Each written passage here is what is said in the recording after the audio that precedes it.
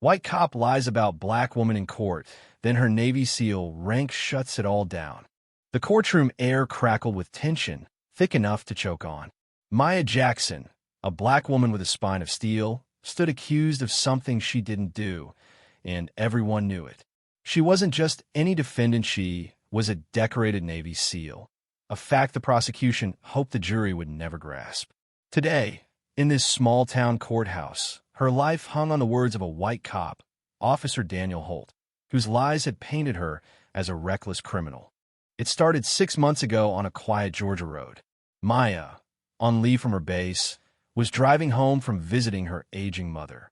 Her car, a modest sedan, bore a bumper sticker proudly declaring Navy SEAL veteran. That sticker caught Holt's eye during a routine patrol. He pulled her over, claiming she'd run a red light, a light Maya knew she'd stopped at. The stop escalated fast.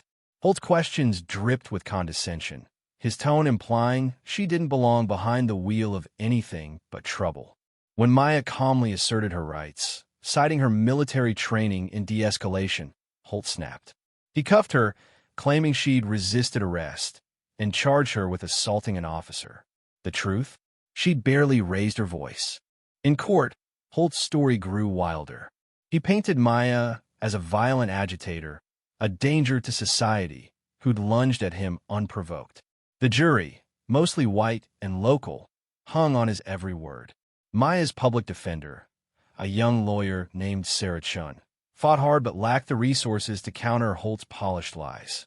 The prosecution leaned into racial stereotypes, subtly implying Maya's strength and confidence made her threatening. Whispers of bias filled the room, but no one dared call it out.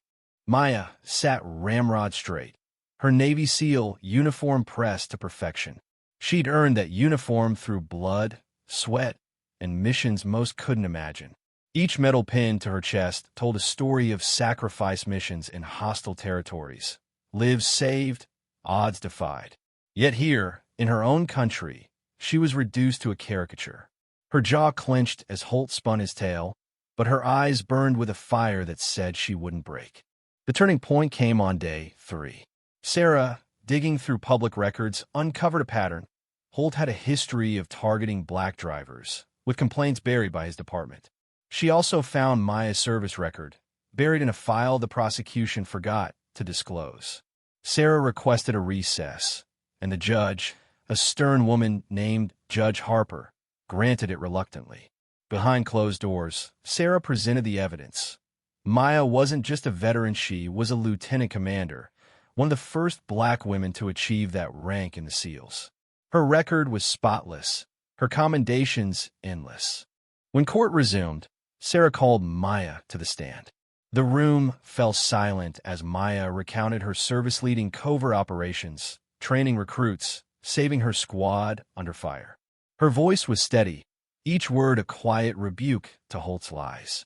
She described the traffic stop in precise detail, her military training evident in her clarity. The jury shifted uncomfortably. Holt's face paled. Then Sarah dropped the bombshell. She projected Holt's complaint history on a screen, showing 6 similar incidents, all involving black drivers, all dismissed. Gasps rippled through the courtroom. Sarah pressed harder, asking Holt to explain inconsistencies in his report.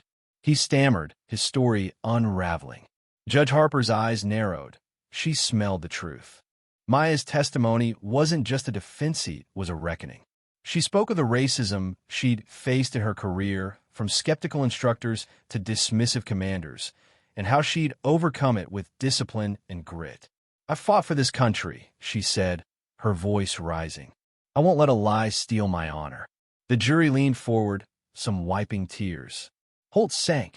Thank you for listening. If you find it interesting, please like and subscribe to follow the next stories.